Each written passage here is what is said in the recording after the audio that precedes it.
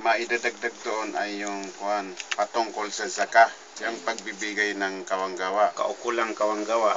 Kaukulang kawanggawa. Ito po ay may kaugnayan din to sa mga nabanggit sa Biblia.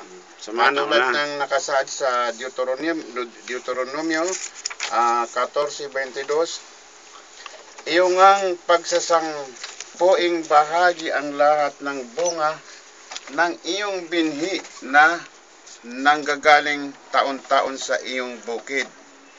Sa ika-6 na kabanata sa Quran, sa Suratul An'am talata 141, ang Diyos ay nagpapaalaala sa mga mananampalataya na magbigay ng kawanggawa sa panahon ng pag-ani.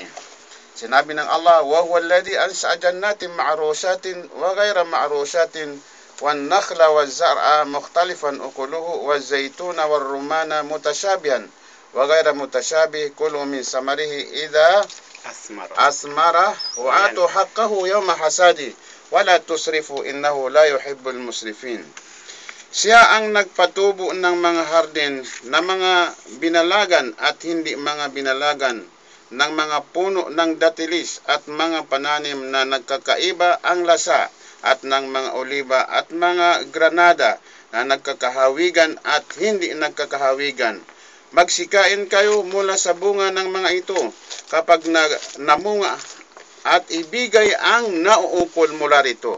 Ibig sabihin, yun po ang obligadong kawanggawa na ito po ay sinasang-ayunan ang nabanggit sa mga sinaunang banal na kasulatan.